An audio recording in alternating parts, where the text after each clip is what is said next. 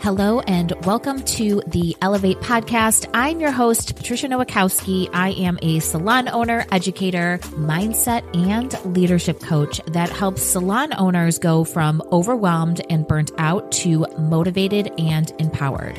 It is my mission to help you systemize your business, generate more profit, and create a career that you are absolutely in love with. Join us every week to learn about the small shifts you can make to elevate your business regarding mindset, marketing, social media, business systems, and so much more. Welcome to this week's episode of the Elevate podcast. On today's episode, we have Nick Mirabella, who I am absolutely obsessed with. I actually found you on social media and I cannot get enough of your content.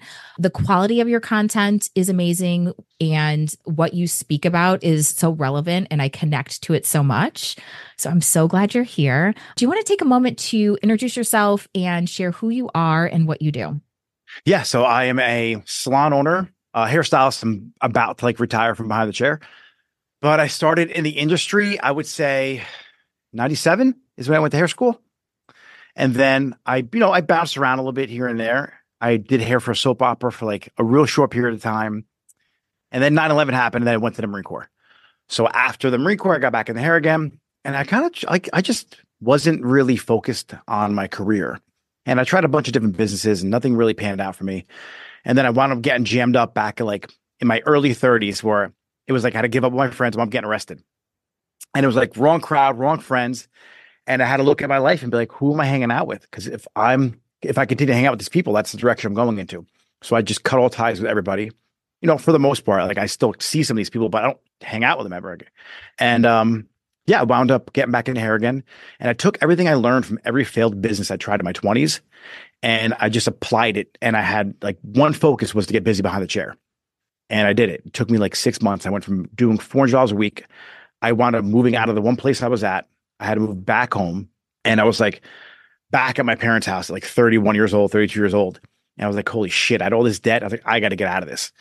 I just went heavy on social media, Facebook, posting every day. I was at the salon at 8 o'clock in the morning. I was there till 10 o'clock at night. And within, I would say, I was January when I wound up partnering up with the salon.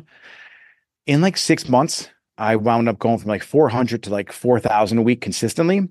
And by the next year, I was hitting $22,000, $25,000 months on an average basis. And it was strictly just off grit and social media.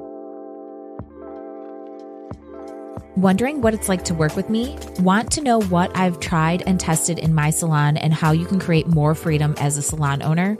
I'm excited to offer an exciting way to get my coaching lessons to you in our podcast subscription. The Elevate Insider is an inside look into my coaching calls and includes exclusive content from me. These episodes contain coaching lessons and the exact steps you need to take to grow your salon. Plus, you'll receive special PDFs and supporting documents so that you can easily take action. To learn more and to become an insider, visit opulentbeautypro.com/insider or find an episode of the Elevate Insider on Apple Podcasts. I own a salon as well, and I have an amazing team. I could not ask for a better team. But one of the struggles that I definitely, and I'm sure so many other salon owners can relate to this, is that a lot of these new up and coming stylists really expect instant success. And there's a lot of grit, dedication, and I think a lot of discipline that has to go into really building your business behind the chair, which is something that you kind of shared. So what would you say that with this fast-paced success, because 6 months is an insane amount of time to create. I was doing hair revenue. 10 years before then. Yeah. So I started doing hair at 18. It was either hair school or the Marine Corps. I wanted to pick hair school. And then 9/11 is why I went to the Marine Corps. I was just good at hair. I technically was good. I just didn't enjoy it. I wanted more. I knew there was more for me. And so the people have to understand, it wasn't just, I just started doing hair in 6 months. I had core fundamental principles of cutting, coloring. I knew what I was doing. And that's what I don't want to let people think it was just 6 months. Right. It was 6 months, but it was also, hundreds of thousands of dollars of failed businesses that I had to learn how to market online. I knew about email marketing. I knew about conversion rate. I knew about, return on ad spend, for Facebook or Meta ads or whatever you want to call it back then. And no one was really advertising on Facebook back then when it came to salons. Like Right. MySpace was just out. Facebook had come in, and it was just maybe a year or two opened up for people, like to not in college. So I just Jumped took it on and it. ran. Yeah. Yeah. But So, for fast success, like you were saying, yeah. there's no overnight success. They don't even know. Like, you have to understand, for people listening, it didn't just happen in 6 months. It happened as a result of the time I put in. And then when I apply the action and the things I learned, that's what took 6 months. But if I were to sit around and want to work like 3-hour days and take every other Saturday off and, take off every other day, it wouldn't have happened, because I was in the salon when the people called. Like, I was 7 days a week. So on Sundays, they would call. I would be there for them. Mondays, they would call. I would be there for them. And I would get all the clients that nobody wanted to be there to answer the phone for. And I would be like, yeah, I come in right now. I would do your hair. And then that person would bring a friend. And then that person would send another friend. And that person would come in on next Monday. And that's how it compounded, just by being there 2 days a week, like every day. But the 2 days that all salons in my area were closed were Sunday, Monday. So that's how I really leveraged a lot of that clientele. So at this time, were you working for yourself or did you have your own salon? So I had partnered with a buddy of mine. So Okay. a friend of mine owned the salon. It was more like a barber shop, and he just didn't know how to market it. Right? He had no website. He had no social presence. He had no presence. At the time, I knew how to build websites because I taught myself. One of my businesses I tried to get off the ground was a website. And so I paid 11 grand to get someone to build me a website, and they screwed me. So I got somebody else to do it for like 7 grand. It still sucked. I was like, you know what? Screw this. I bought a book in HTML. I went on the computer and I started learning how to code. And so I coded my whole website, and I used like Drupal and some WordPress and some other like platforms as well. So at the time, I just knew how to build a website. It wasn't hard to do. I was like, his name was George. I'm like, we need an online presence, right? You have no Google presence. You have no nothing. So no one's going to find you because you're not findable. And so that's what I did. I was the partnership side of things. And then I bought into the salon. And so now all the money I did have, I just dumped into the salon. So I was broke. Like, I had zero. I went to zero. I put all my investments into this. The funny part is, about a month into the salon, I tore my pec. So I don't know do you work out? Oh, yeah. Yeah. Okay. So I had a grade 3 tear in my pec. I was doing a bench press. It was like 315. I was on Cipro for a diverticulitis, right?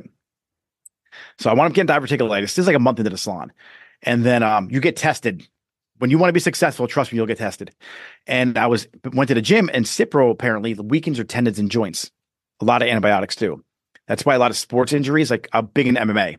So like any kind of ringworm or like MRSA, they give you Cipro, which is a stronger antibiotic. Well, on the way down from the bench, it wasn't heavy. It was like 315. It was enough weight to rip the pec off though. So I detached it off the bone. So now I have no use of my left arm, and I'm a lefty. I had a full highlight like an hour after that happened. I went in and did my client. And so I highlighted hair like I was handicapped, and I just powered through it. I never got surgery, and I just had to figure it out. Like, I could have just got surgery, took 6 months off, but I literally put everything into the salon. And so I had no choice. And I'm big into the law of attraction, and I'm big into manifestation. And it was like, you're praying and you're asking for all these things. And like, God's like, all right, if you want it, here you go. Here's a test. And it wound up healing eventually. But it took honestly, 10 years before I could start working out again, like the way I want to. And so it doesn't come easy. Yeah, no, it definitely does not come easy. That's for sure. I think owning a salon is probably one of the hardest things I've ever done, for sure. What do you think attributes to most of your success? You said you had experience 10 years behind the chair, and then this, 6 months really heavily into marketing, email marketing, ads, all the things. What do you think was the one factor that really contributed to all your success? Was it all the things combined, or did you find that there was one thing? Yeah. It was a combination of everything, but it was convenience. There's 4 pillars in business that everyone needs to understand. And you have customer service, you have product, you have price. I wasn't really expensive, right? And I was convenient.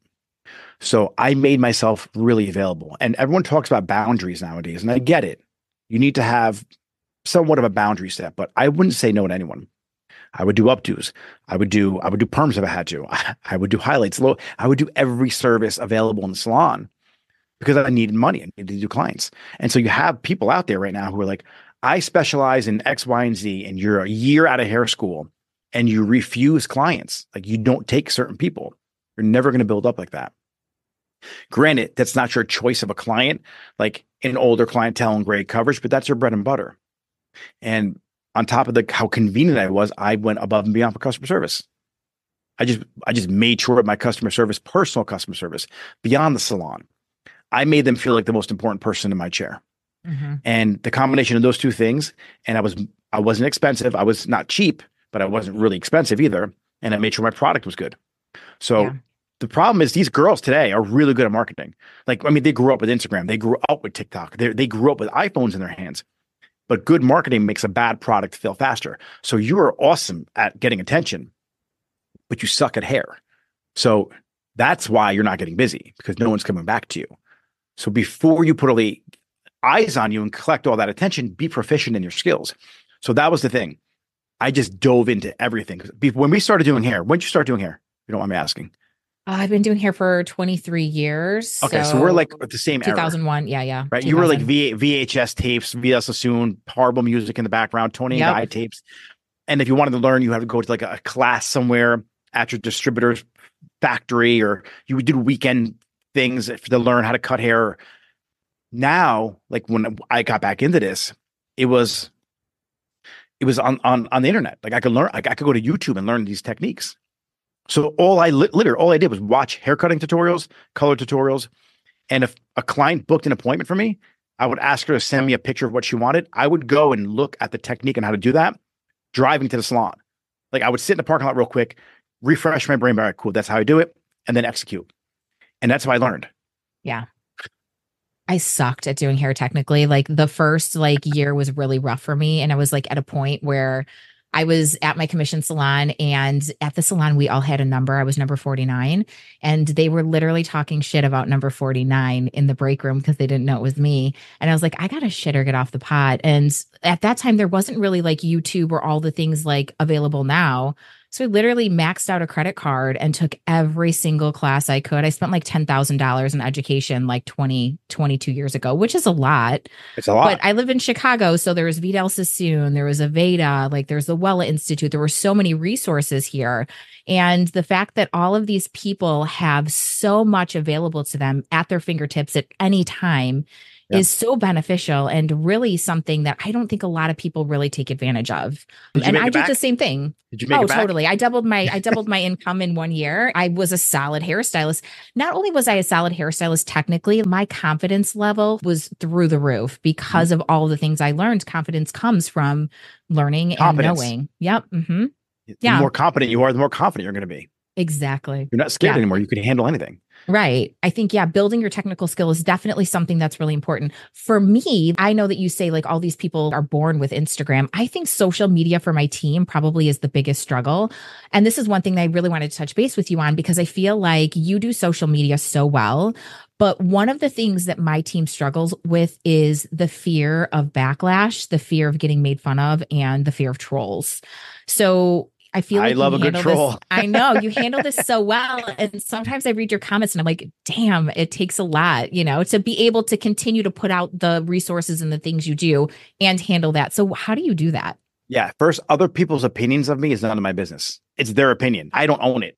So I don't think anything personal either. Like that person's probably having a bad day. I may look like the guy that their wife cheated on them with. So who knows? Like I literally I don't take any ownership of their trolling, their digs, their opinions. It doesn't bother me. One thing I like to add is in the Marine Corps, we hike on each other so much. Like we rip each other. So it takes a lot to really get to me. And I feel bad for people. Like you're going to go out of your way to leave a comment on a stranger's page to try and tear me down to make yourself feel better. Wow, I feel bad for you. And I'll DM them like, bro, you good? I'm like, are you okay? Like your ex-boss must have really hurt you from that comment. If you need me, I'm here. I have a coaching program that can help you out. You might need to really fix your mindset, and I'll just badger them with that. I enjoy it because it gives me more engagement. I don't promote myself on Instagram as a hairstylist anymore. So I am a mindset business coach. Like I help out with that aspect of this industry. And so for me to be intimidated by somebody, I welcome the trolls because it gives me a chance to have my platform and use it as an example to show somebody, hey, this is how you handle somebody. Yeah. And I feed on it. I'm a good shit talker and I like confrontation. So I'll share them in my stories. I'll tag them. I'll book an appointment at their salon. I love it. I don't really give a shit. My thing is this. If they want to play the game and go back and forth, I'm somewhat of a child, and I know it's not the best way to do it, but they will block me eventually, or they'll become my client, or we'll become friends. That's the only three outcomes that we have. Literally, that's it. And most of the time, like you said, like they are trolls. They're hurting somewhere inside. And I know that has nothing to do with me. But to their defense, I do trigger engagement with some of my posts too. Yeah. Like I word things in a way that kind of like really makes somebody think and make them feel bad. But the only reason why you feel bad is because you know it's true. That is true. Like your content sucks. That's why no one's engaging with it. Don't take that. Don't be pissed at me. Obviously, my content was good because you're posting on my thread telling me I suck. So thank you for engaging with it and getting the algorithm to appreciate my content. Another thing that I love that you touched base on is you were very open with sharing that you've had multiple failed businesses, right? Mm-hmm. And I think a lot of people, at least a lot of people I know, they give up after a certain point of time, or they really look at their lack of success as failure. And I can tell just by talking to you and just knowing from personal experience myself, like I always look at failures as an opportunity to learn and as a lesson and to grow and be better. Yeah. So can you just touch base on how those failures actually kind of got you to where you are? Because you have a really successful businesses. You have your online sales for products, which I want to touch base on that today. Mm-hmm. You have your coaching, which you are super, super successful with that. And you have your salon. So how do you attribute those so-called failures into like getting you where you are today? Because the failures taught me a lesson that I needed now in my life. Like, so the mistake I made at 100,000, if I make that same mistake at 1,000,000, it's a big mistake. So I'm happy I learned it. I give gratitude to the failures because they make me who I am. And I know that I'm not the only one dealing with this. And I know that I don't like to compete with anyone, but I know that what I went through would break 90% of people. And the fact that I keep on going, I could pat myself on the back. And it's just business. Like, I'm going to die anyway. So why not just keep on going? Like, the time's going to pass by. So whether it takes me a year or it takes me 5 years to learn the thing or get successful, the time's going to pass by. So you could sit on your couch wondering what would happen if I actually kept on following through, or you could just keep on following through and keep on learning from the mistakes. And eventually, after 5 years, you're a fucking beast. And you know everything. Well, not everything, but you know how to now be an efficient businessman. Because the e-commerce thing, like to talk about the online store, I got into it. I started running Google ads. I didn't know anything about Google ads. It was $98,000 in 3 months on Google ads. I didn't have 98 grand to spend. Like, it was like my savings, maxed out a credit card. And I think that year was close to like $300,000 on what I spent. And I was like, holy shit. And every person in the world, like, that's it. Like, Google ads don't work. I'm like, no, they have to work. Like, there's companies that make hundreds of millions of dollars using this. I just don't know what I'm doing. Do you have children? I do. I have two. Yeah. So your child, when they first learned to walk, if they fell down and really wasn't like attaining the walking, would you be like, fuck it, you're never going to walk again? Absolutely not. No, you keep on pushing them to walk until they learn how to walk. It's the same thing with business. Like, you're going to suck when you first start anything. When you start doing hair, when you start an online store, when you open a salon, you don't know anything about leadership. Like, you don't know how to have the crucial conversations. I don't know anything about Google ads. I got to learn as I go along. And there's no college to teach you this either.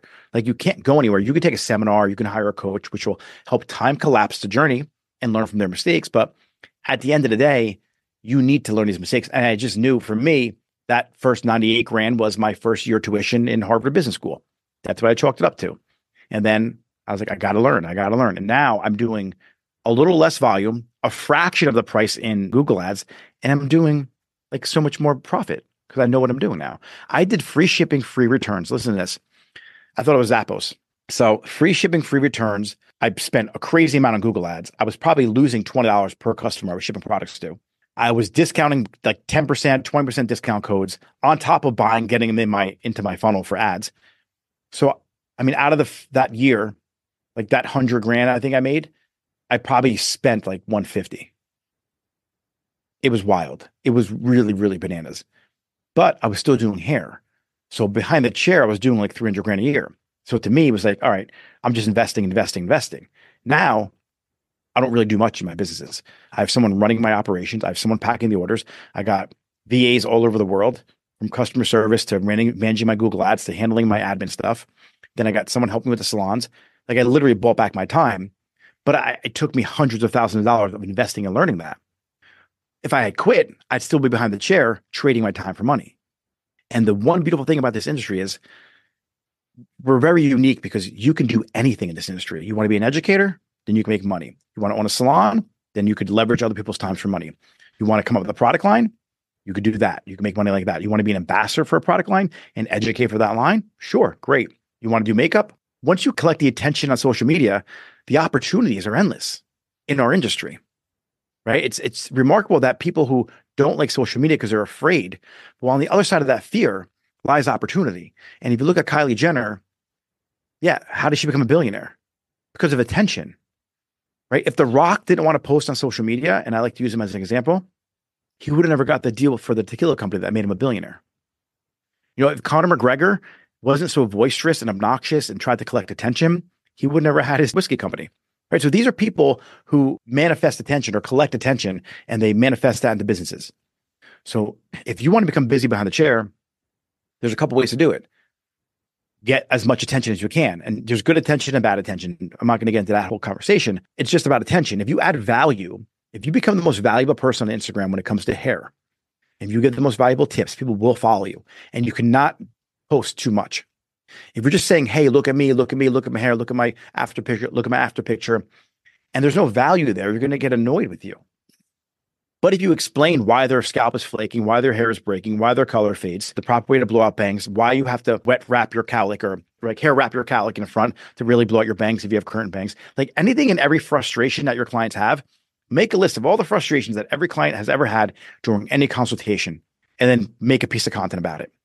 And all you're doing is solving problems for people.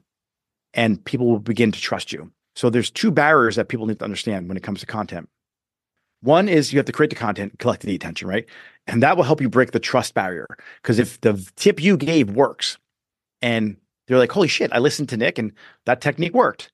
Now I'm building a relationship with them. Once I build that relationship, I'm able to now bring them through the other barrier, which is the decision barrier. So I make a decision to either buy the product I recommend. Now I make an affiliate commission on that, or they buy from my website, or they come into my salon and do their hair. So it's a win-win, but you have to break through these two barriers, the trust barrier and the decision barrier. So that's why it's so important to post authentic, valuable content. And you don't have to really worry about trolls.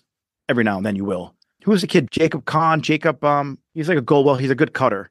I can't think of his name. Jacob, you know what I'm talking about, right? Mm-hmm. He always pulls his comments up. He has a lot of trolls too. Kid's an awesome cutter. Like he's a great technician behind the chair. He gets people talking shit to him. Everyone's going to have an opinion. You cannot let the opinions bother you. Yeah. There's a great book for if you want to give it to your salon team. It's called Anti-Fragile. But the Four Agreements, there's a lot of great books, but that's a great book to check out too. I love those tips because it really is. It's all about providing value and providing tangible things that clients can do at home in order to try and then to build that trust. And once you've built their trust, then that's how they'll come see you, behind the chair. Absolutely. But I think the way you handle trolls, I love. And I also want to talk about, so you have your online company for product sales. What prompted you to sell products online? Like what was your push to do that? Yeah. And with the Google ads, I know you've spent, hundreds of thousands of dollars. What's one thing and one tangible tip you can tell to people who are thinking about starting Google ads? Awesome question. All right. So the online store, I was living in the Dominican Republic. I think I was in my 20s, right? I was sitting on the beach. And I was like, I need to find a job where I could work from anywhere in the world. Like I went to DR for a bachelor party. I stayed for 4 months. That just gives you a breakdown of what my 20s were like. All right. I was like, fuck it, I'm staying. My friend wanted to open a bar there. I helped him out. I stayed for the whole time. And I'm sitting there on the beach one day and I'm like, I need to find a job where I can work anywhere in the world. So then I was like, I'm going to start a website. No idea about a website. I just knew it was something you could do online and figure out like products and money comes in. Zero idea what I was doing. And that's when I bought the website for 11 grand. So the idea, was born in DR. And then one day when every failed business happened and I had to get back in the hair again, my salon was right next to Salon Centric. And so I ran next door to buy a product for somebody. And I was like, hold on, I just paid $10. I sell this for 20. Now, some background, I sold pot throughout my 20s. That's why I got arrested. So I had a pretty big business. and it was economics. I was out of the business now at this point. It's the same thing though. I'm buying for cheaper in bulk and I'm selling, in smaller amounts to other people. And I was like, holy shit, this is like selling weed online, except it's shampoo and it's legal. But I didn't realize like there's diversion and all the other shit that I had to deal with out there. So once I started online, I had to deal with all these different brands saying you can't sell online. So I created my own salon's website. I'm like, hey, listen, it's an extension of my salon's website. It's just like me selling it in my salon. You could book an appointment. You read the about us. So I got through a lot of hurdles that way. And I was only selling on my own salon's website. So they gave me the okay to sell on there, which was awesome. And my whole spiel was, if a doctor can do an online consultation and prescribe medication, why can't I be a virtual hairstylist and prescribe shampoo or gels or volumizers for people across state lines if they read my blog and watch my videos? Like, you're not enabling me to compete with Amazon. Right. And so I got the approval from a lot of brands. It took me a while. So it started picking up, giving me revenue, but I was wasting so much on ads. So the one thing I would say when it comes to getting traffic for your salon or for your salon's e-commerce store is start slow. Learn the language, okay? So go to ChatGPT is a great thing to do.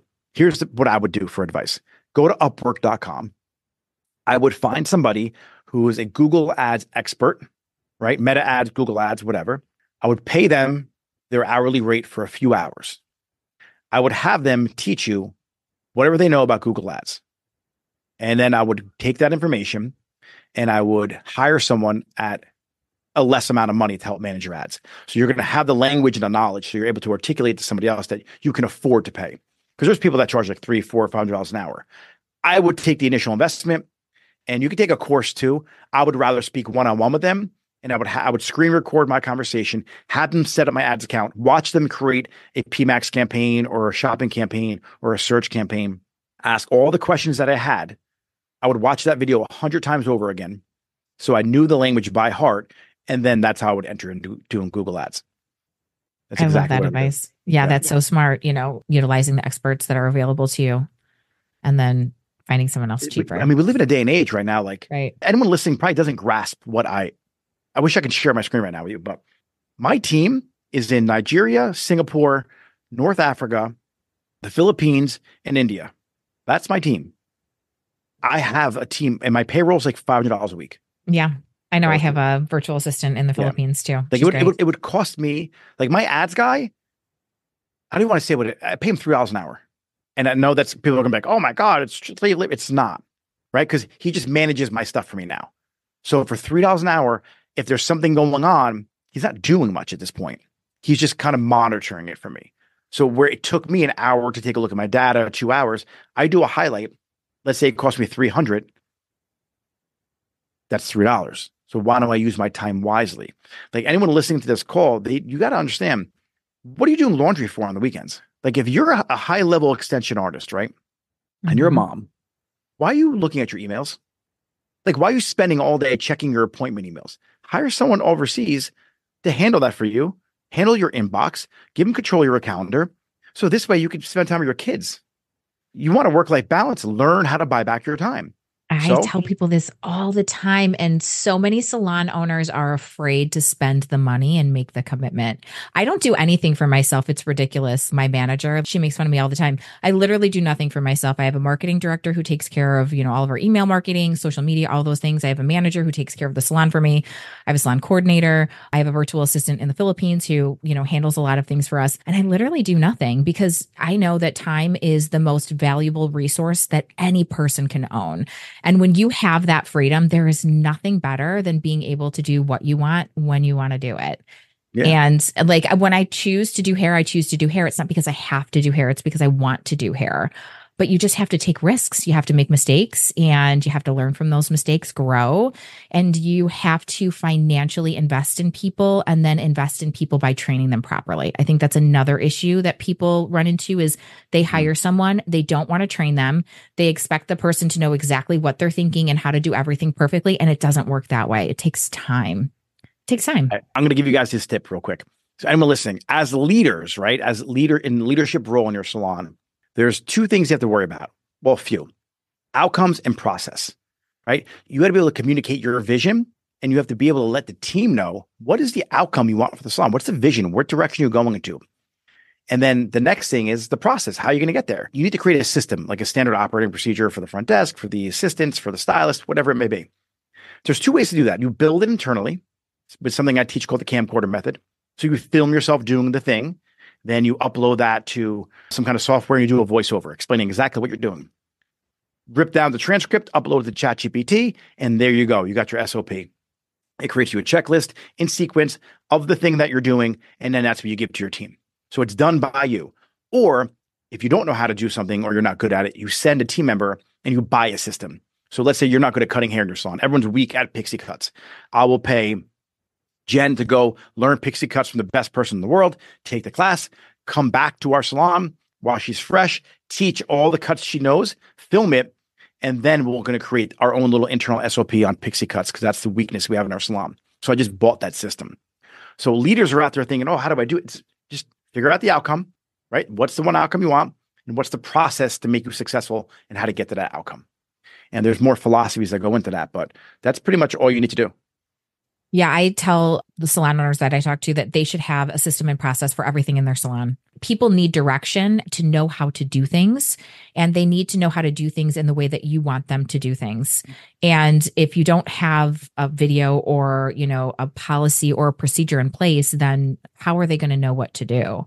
But I like your system. I make videos all the time and make lists and copy and all the things to give direction in my salon. I think where a lot of owners go wrong is they're not clear on their vision. Mm-hmm. Like they don't know the outcome they want. Like they don't give the clear description in detail of what they want. I don't care how they get there. Honestly, like if I'm in a leadership role in my salon, I just want the thing done. How you get there is on you, right? I will show you if it comes like technical, like taking on foils, toning, so you know the technical aspect of it. Yeah. But it's like, I don't care if you want to go around this way or up and over this way. I just want the result. So if you got me the result, I'm good. Yeah. Now, where I coach you is, I'm going to ask you, how was it? Some feedback, like, why are you so exhausted or why are you upset or why are you drained? Well, why'd you do it that way? You want to know an easier way? Then I can help with the easier way. But sometimes I don't like to hold hands and give them too much because they might teach me something. That's the whole thing. I'm not a micromanager. I like to let people figure it out on their own because I learn so much from my team and from anyone. Like, all right, what do you think?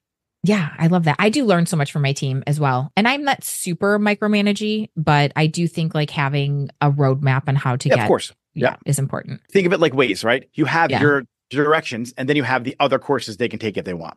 Right. Getting into the coaching, what has prompted you to kind of go down that path? And like, why have you decided to invest and take your valuable time to help others with their business? Yeah. You want to know I got a couple versions of this. Give me the best one. All right. So I've done a couple ayahuasca ceremonies. Do you know what ayahuasca is? Yes, I do. Yeah. My second ayahuasca ceremony, I'm sitting there. I'm with a shaman from Brazil and another shaman from Colombia. I'm in a rent-controlled apartment in Manhattan. I'm with my buddy who's done a couple ceremonies and these two like Buddhist type monks from the city. It's a very strange scenario going on. He wound up getting Terence McKenna's, this is what he said, ayahuasca. Terence McKenna is like a big hallucinogenic type person, a figure in this space. I had like 4 cups of medicine that night. And during it, I turned into a jaguar and I'm running through the jungle. And my friend had a really bad experience. And my intentions for this ceremony was, please, show me what I need to do in my life. Like I wanted more out of my life. I was feeling I was missing something. And as I'm doing this, I'm saving people in my vision. I'm saving my friend in real life. Like he thought he was dying, wanted to go to the hospital. He was having a very bad experience. Like it was really, really bad. And so it came to me like, I'm here to help people. And my first experience on ayahuasca was, crazy too. And I realized that we're all connected through one source. So by me helping you, I'm inadvertently helping myself. And I realized that if I help you, I might give you a nugget of information that you give to your kid, and your kid might know my child one day, and that nugget of information might get passed to my son. That might save his life. So I treat everyone like we're all connected, which we are. And so that happened a couple of years ago. Then I started watching the industry fall apart. Right? I'm watching this coaching going on from coaches who are, and this is not a dig, if you're 25 years old, you don't know shit about life. Like you're great at putting an install of extensions, but you can't handle the conversations with clients because you just don't have the experience yet. Like you can't coach me on business because you haven't dealt with a bankruptcy yet. Right? I get it. Like things are perfect for you now. You haven't hit the shitstorm. And I started seeing like just the information being passed around in the industry. I'm a little harder than most. And I'm yin yang. I'm very soft. And I realized like, you know what? If I started out now in this industry, who would I need? And I became that person. So every day I wake up and my goal is to create the man I admire and give him to the world. That's what I wanted to do. And I wanted to be the person that I needed when I was in my 20s, struggling and misguided and had no direction. I had no vision. And I want to do that for other people because inadvertently I'm helping myself when I do that. I learn so much when I coach people and I invest a lot. And like I have a lot of coaches. Like I just invested in another coach for taxes and business. So I'm literally, I think the last year and a half, I probably spent like over 150,000 in just coaching, which, it's not crazy, but it's a good amount of money. No, that's insane. I think I spent like 40K last year. And when I talked to my accountant, I was like, oh shit, that's so much money. Not as much as you, but because it really does make a huge difference and does really help you grow. And it really does, again, shorten that timeline for that growth that can happen. And I made it back in like 6 months. That's amazing. We need to know who these coaches are. People need to work with you as well. They, and when you invest in yourself, like you have to, it's the best thing you could do because you can't get taxed on the upside. Like you invest in the stock market. Right. If you buy that stuff or whatever, you're getting taxed on the capital gains you're getting, but you have that person for life. Like it's about, and this is so cliche, right? It's not about the attainment of the goals and the things. It's about who you become on the journey. And that's true. Through one of my coaches, I quit drinking. Like I wanted to get healthier and do all that stuff. Same. It was because my daughter too. Right. I thought to myself, well, who is the man I want my daughter to marry? If she sees me drinking, will she be like, oh, it's okay for my boyfriend or husband to drink? And what if he's not able to handle it? What if he gets abusive? Right? What if she can't handle alcohol and she becomes an addict? And so what kind of example am I for her? What if something happens? I got to go drive to the hospital now and I'm heavily intoxicated. Right? So I was like, what value is that adding to my life? I'm like, it's really not. All these coaches started making me a better person. My relationship with my wife is better. I'm a better dad. I'm a better owner. Like I'm just better and all around. I'm a better human being. And it's only because I got around people who are leveling up. Like they literally are doing the thing. Like my coaches they're decamillionaires. Like these guys, they do it. They walk the walk, they talk the talk. And I look at my phone, they have social media. I'm like, fuck, this guy's crushing it right now. And he's my age. Like, why is it not me? Right. Right. And it's like, not to be a comparison or compete with anyone. It's like, wow, it's possible. So when you hire someone, it's like, wow, this person is just a little bit ahead of me. So it's going to help me get that much further. And I can help anyone who's behind me get to where I'm at. And if I get you there, right, if I start coaching you and I don't keep bettering myself, well, what good am I to you? I got you to where I'm at, but I never excelled. So I have to continually keep making myself better and better and better. And at the top, it's like, holy shit, you finally got here. I never thought for like a second I would be able to do what I'm doing right now. A couple of years ago, it was just you hire someone and they open the next door for you. That's why coaching is so important.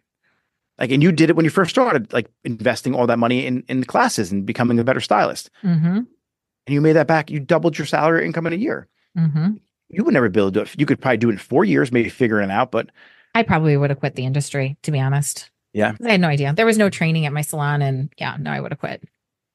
What kind of training do you have in your salon now? We have assistants. They work with my team one-on-one. We have a team leader and a mentor, and we individualize the actual training for each stylist and where they're at. We meet them where they're at. Some people are, technically great in certain things and are not, but we have 4 basic foundations. So it's technical, client experience, social media, and mindset. So those are the areas that we really focus on because those are the 4 areas that we find create success.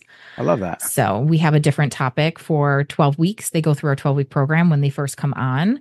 And it's videos and, training, again, working on with our mentors. But that's the initial start to when they're brought into my salon, almost like they're onboarding. And then we custom tailor the training to their needs. So depending where they're at with their technical skill.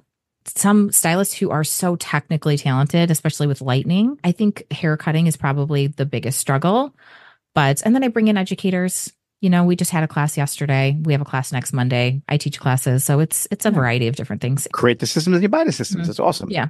I love listening to you speak. And I think a lot of things that you're saying obviously are very valuable. That's why you are where you are. Best piece of advice you can give to somebody who is on the journey of growing and the journey of wanting to create success inside their business and inside of their personal life. What is one thing that you find the most valuable? Define what success is to you, to be clear on your goal, right? You need to understand exactly where you're going. Too many people wander around without a clear purpose in life. Like, what is your purpose for being here? What's your vision? What's your goal? And when you can identify what that vision is, what it is you want from this life, then you have a place to go. You have something to attain. And the problem is, if you don't have that, you're going to wander around. And when you finally do realize it, you could be so far off track that you're like, shit, now I got to turn back around and go back in that direction. But if you just sat down for a second and really thought to yourself, I got a series of 3 questions, right? I got 2 sets. First, what experiences do you want to have in life? Like, really figure out what experiences you want. Do you want to own a yacht, a Ferrari? Do you want to be an educator? Do you want to help feed the homeless? Like, what is it you want? What do you want to experience in life? Do you want to be coach soccer and have a white picket fence, live in a little house in the community? Cool. There's no right or wrong answer. It's what you want to experience. What kind of person do you need to become to make those experiences possible? Like, who is the person you have to be? Like, if you want to have a beautiful business and a Ferrari and all these great things like that, not that that's all about business, but you can't get that if you're smoking weed in your parents' basement all day, right? You can't do that if you don't invest in yourself. So you want these things, but you're not becoming the person who deserves them. And then third, this is where really all the magic happens, is how are you going to help other people make their experiences possible too? And when you answer that third question and when you complete that, that's when everything comes full circle and you really do attain like your true vision, your true goals. And then for business owners, I got this from Tony Robbins, so I'm not going to co-sign on it. It's his. It's, what business do you think you're in? What business are you really in? And what business do you need to be in? So when you ask a business owner, I do that a lot in my program. They're like, oh, I'm in the salon business. You're not really, right? You're not just you're in relationships. Like you're cultivating client experiences and relationships. So it's not just the salon business. You have to really figure out, what business are you really in? And then what business do you need to be in? Like, what makes you feel alive that you can do forever? And so when I asked that question to myself, it was like the coaching business. Like, that's what made me alive. I coach my staff. They're all independent. So I don't have any W-2 employees. They're all 1099. I cap at 70% commission. So they have their own Google business page, and I'm a commissioned salon. I'm also a PMA, so I'm private. I have no state board license. That's a whole different conversation. And I said to myself, I don't want to just be their boss. I want to teach them how to be successful. Like, I want them to make the most amount of money possible. If they want to be a coach or a mentor, I'll help them do that. They want to be like their own product line. Let's go. I'll help you do that. I got people who have facilities where you can generate your own leave-in conditioner and your own oil, your own serum, whatever. I want them to grow as big as possible. And my whole e-commerce store is, I want to train people to be affiliate marketers. Like, if you don't want to own a website, cool. Let me help you have better social media and link back to the products I sell. So by me helping people and being a better coach in all areas of life, I'm inadvertently building every business that I run. So that's how I answered that third question for myself. I love that. What kind of coaching do you specialize in? Who is your ideal person to work with? Independent stylists, barbers, anyone who's independent, like either renting a chair or a booth in a suite, and salon owners. Salon owners get a lot of benefit. I do have a one-on-one program that really helped them out, but leadership is leadership. So just because you may not own a salon, but if you work in that salon, you need to be like at the pinnacle. Like, you need to be the best of the best, because if you have a bad reputation for the salon, that ruins your brand too, because you work there. So as a leader, your leadership qualities have to be up here, just like they were if you were an owner. So just because you rent the chair or you're a stylist in a commissioned salon, you still need to lead the way if you have a good vision on what you want out of this career. Don't just let people fuck around in the salon, because it's going to ruin your brand. You're associated with that brand. That's who I help: salon owners, independent stylists, suite renters. But if you think of this analogy, you might have heard this before. There's a dad with 10 sons. He has a big bundle of sticks. He passes to each one of his kids. He's like, try and break the bundle. And they each try, they can't break it. He unties it and hands them each the individual stick. He's like, now try and break it. And they all snap it. He's like, together you can't be broken. But if you guys are separate, you can be easily snapped, right? So as a salon, it's not you against the person next to you. It's you guys are together as a team. The better every person does in the salon, the better the whole entire team does. So just because you're not in a leadership role right? You could still be a leader in the salon. You could lead the way with social media. If you see someone posting some shitty pictures, pull them aside and be like, hey, what the fuck? Like, let me see your phone. Change your aperture, change your whatever. Here's how you edit the picture. Here's how you do this. And help them out. You're going to learn so much by teaching them. It's going to make your pictures even better. And then someone might see their pictures, but they're not a good fit for them because of their age or whatever. And they want to go into you anyway.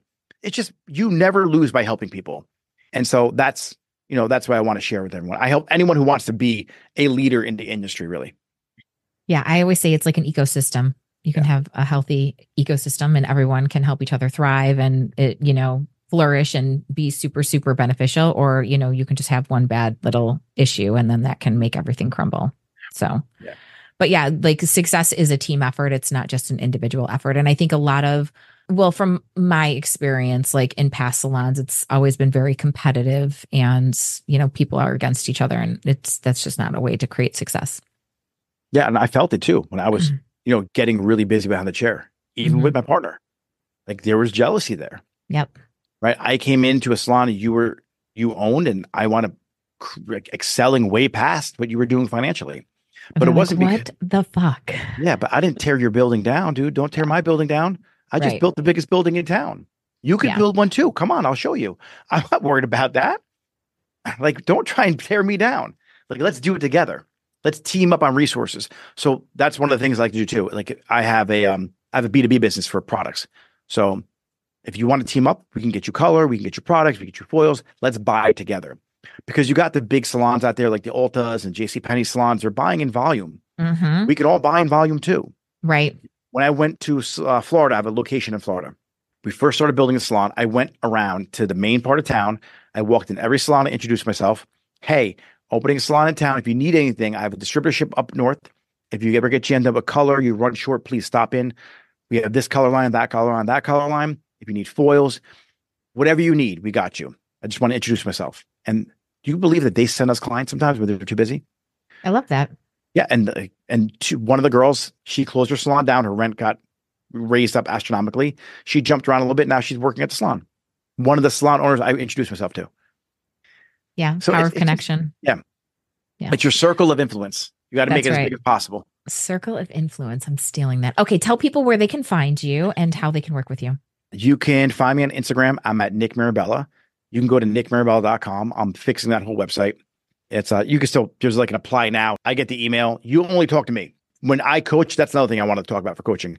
I'm the only person who you coach with. You don't get like another person. In the DMs, when I DM you, it's me. It's not a bot. Like I'm really talking to you. When you get my cell phone number, that's the same phone I talk to my wife on. It's not scalable, right? You get scale huge that way, but I want to help people. So that's where I'm at with that business. I know how to make it scalable. I know how to do it. I know that's not the best structure to do, but the best way to help you is by doing that. So nickmirabella.com, NickMirabella, and then at Nick Mirabella on Instagram. And that's, the best way to find me, those two things. Love that. Thank you so much for being here today. Yeah, I loved welcome. This conversation. I feel like everything you said was so valuable and very inspiring. I think I'm going to work with you. All right. Yeah, well, thank you so much. Thank you for your time. No, I loved it. Yeah, I got to be on again.